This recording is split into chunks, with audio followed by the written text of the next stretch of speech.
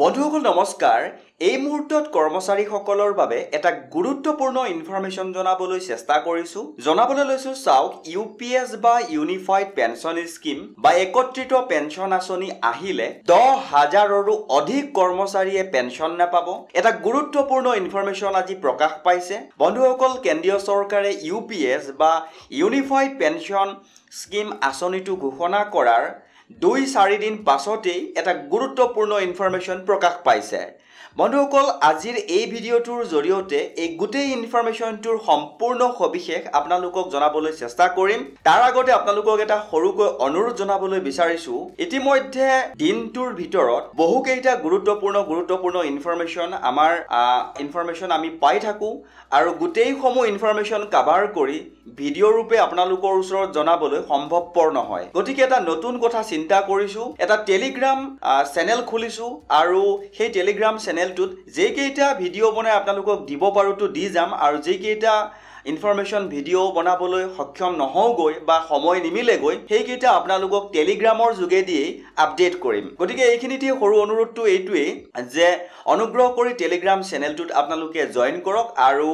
ইনফৰমেশ্যনসমূহ পাই নিজকে আপডেট কৰি ৰাখিব তে বন্ধুসকল এতিয়া আহোঁ আজিৰ এই গুৰুত্বপূৰ্ণ ইনফৰমেশ্যনটোলৈ যে ইউনিফাইড পেনশন স্কিমটো যদি কেন্দ্ৰীয় চৰকাৰে আনে তেতিয়াহ'লে 10,000ৰো অধিক কৰ্মচাৰীয়ে পেনশনৰ পৰা বঞ্চিত হ'ব বুলি উল্লেখ কৰিছে এটা গুৰুত্বপূৰ্ণ ইনফৰমেশ্যন প্ৰকাশ হৈছে আৰু এই ইনফৰমেশ্যনটোৰ সম্পূৰ্ণ সবিশেষ আমি জানিবলৈ যত্ন কৰোঁ আহক ইনফৰমেশ্যনটো এনেকৈ প্ৰকাশ পাইছিলে দেখুৱাবলৈ যত্ন কৰিছোঁ চাওক পেনশন বঞ্চিত হ'ব 10,000 অৱসৰপ্ৰাপ্ত কৰ্মচাৰী এটা খুবেই গুৰুত্বপূৰ্ণ খবৰ প্ৰকাশ পাইছে আৰু দেখুৱাবলৈ লৈছো চাওক এই ইনফৰমেশ্যনটোৰ সম্পূৰ্ণ সবিশেষ ইনফৰমেশ্যনটো এনেকৈ প্ৰকাশ হৈছিলে কেন্দ্ৰীয় চৰকাৰৰ নতুন একত্ৰিত পেনশন আঁচনিৰ তীব্ৰ বিৰোধিতা কৰিছে অসম হাইস্কুল অৱসৰপ্ৰাপ্ত শিক্ষক কৰ্মচাৰী সংস্থা কৰ্মৰত সমন্বয় সমিতি আৰু সদৌ অসম প্ৰাথমিক অৱসৰপ্ৰাপ্ত শিক্ষক কৰ্মচাৰী সন্থাই এই নতুন পেনশন আঁচনিৰ ফলত 10,000 অৱসৰপ্ৰাপ্ত শিক্ষক কৰ্মচাৰী পেনশন লাভৰ পৰা বঞ্চিত হ'ব বুলি সংগঠন দুটাই তীব্ৰ ক্ষোভ প্ৰকাশ কৰিছে এটা বিবৃতিত হাইস্কুল অৱসৰপ্ৰাপ্ত শিক্ষক আৰু কৰ্মচাৰী সন্থা কৰ্মৰত সমন্বয় সমিতি আৰু সদৌ অসম প্ৰাথমিক অৱসৰপ্ৰাপ্ত শিক্ষক আৰু কৰ্মচাৰী সন্থাই জনায় যে 2013 চনত বিদ্যালয় প্ৰাদেশিকৰণৰ সময়ত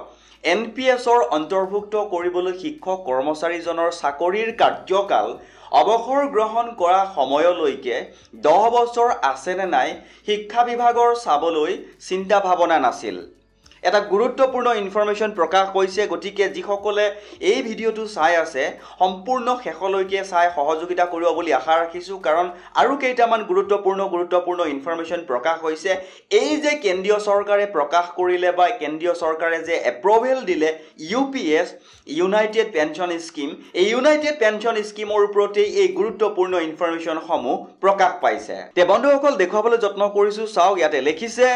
NPSত ধন কৰ্তন কৰি জমা লোৱা হ'ল অৱসৰ পৰ্যায়ত এতিয়াও 40% জমা ৰাখিছে এতিয়া UPS পেনশন দিয়াৰ সময়ত অৱসৰপ্ৰাপ্ত শিক্ষক কৰ্মচাৰীসকলৰ বাবে কমেও 10 বছৰ চাকৰি কাৰ্যকাল সম্পূৰ্ণ কৰাটো বাধ্যতামূলক কৰা হৈছে ইতিমধ্যে আপোনালোকক আগৰ ভিডিঅ'সমূহত আমি জনাইছিলোঁ যে UPSৰ আণ্ডাৰত মিনিমাম 10টা বছৰ চাকৰি কৰিব লাগিব তেতিয়াহে তেওঁ পেনশনৰ কাৰণে সেই কৰ্মচাৰীজন এলিজিবল হ'ব তে বন্ধুসকল ইনফৰমেশ্যনটোৰ আৰু সবিশেষ আমি জানিবলৈ যত্ন কৰোঁ আহকচোন ইনফৰমেশ্যনটো আৰু তেনেকৈ প্ৰকাশ পাইছে দেখুৱাবলৈ যত্ন কৰিছোঁ চাওক অসম চৰকাৰে যদি একে নীতি গ্ৰহণ কৰে যদি UPSৰ নীতি যদি অসম চৰকাৰে গ্ৰহণ কৰে অৰ্থাৎ ইউনাইটেড পেনশন স্কিম যদি অসম চৰকাৰে যদি ইস্যু কৰে তেতিয়াহ'লে কি হ'ব পাৰে এই গুৰুত্বপূৰ্ণ ইনফৰমেশ্যনসমূহ তেওঁলোকে জনাবলৈ যত্ন কৰিছে চাওক দেখুৱাবলৈ লৈছোঁ 2013 চনত প্ৰাদেশিকৃত 10,000 অৱসৰপ্ৰাপ্ত শিক্ষক কৰ্মচাৰী পেনশনৰ পৰা বঞ্চিত হ'ব নেতৃবৃন্দই পুনৰ কয় যে দীৰ্ঘদিন ধৰি শিক্ষকতা কৰি 51ৰ পৰা 59 বছৰ বয়সত প্ৰাদেশিকৰণৰ মুখ দেখা শিক্ষক কৰ্মচাৰীসকলক পুৰণি পেঞ্চন প্ৰাপ্তিৰ পৰিৱৰ্তে ৰাষ্ট্ৰীয় পেঞ্চন আঁচনিত অন্তৰ্ভুক্ত কৰাটো চৰকাৰৰ ভুল সিদ্ধান্ত আছিল কিয়নো এই কৰ্মচাৰীসকলে 2005 চনত ৰাষ্ট্ৰীয় নতুন পেঞ্চন আঁচনি প্ৰৱৰ্তনৰ পূৰ্বে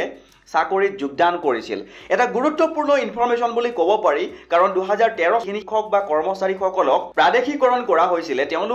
তেওঁলোকৰ যি চাকৰিৰ যোগদান কাৰ্যটো আছিল সেয়া 2005 চনৰ আগৰ বুলি কৈছে কাৰণ তেওঁলোকক প্ৰাদেশিকৰণহে কৰা হৈছে ইতিমধ্যে এটা কেছৰ কথা উল্লেখ কৰিছিল যে এজন কৰ্মচাৰীয়ে মই আমাৰ ভিডিঅ'ত আপোনালোকে দেখিবলৈ পাব যে তেওঁ ইতিমধ্যে হাইকোৰ্টত গৈ সেই কেছটো তেওঁ জিকিছে কাৰণ তেওঁ বহু দিনৰ পৰা চাকৰি কৰি আছিল কিন্তু তেওঁ 2014 চনত ৰেগুলাৰ হৈছে আৰু 2016 চন নে 18 চন মানত তেওঁ ৰিটায়াৰ্ড হৈছিল অৱসৰ লৈছিল কিন্তু তেওঁ যেতিয়া কোৰ্টত কেছটো দিলে আৰু কেছটো দিয়াৰ পিছত তেওঁৰ যেতিয়াৰ পৰা জয়েন কৰিছিল তেতিয়াৰ পৰা গোটেই চাকৰি কাৰ্যকালৰ বাবে তেওঁৰ পেঞ্চনৰ যিখিনি হিচাপ নিকাচ ধৰা হৈছিল বুলি ইনফৰমেশ্যনটোত প্ৰকাশ কৰিছোঁ আৰু আপোনালোকে ইয়াৰ আগৰ ভিডিঅ'সমূহত অকমান চেক কৰিলে দেখা পাব তে বন্ধুসকল আজিৰ এই ইনফৰমেশ্যনটোলৈ জনাবলৈ যত্ন কৰিছোঁ চাওক এই কৰ্মচাৰীসকলে 2005 চনত ৰাষ্ট্ৰীয় নতুন পেঞ্চন আঁচনি প্ৰৱৰ্তনৰ পূৰ্বে চাকৰিত যোগদান কৰিছিল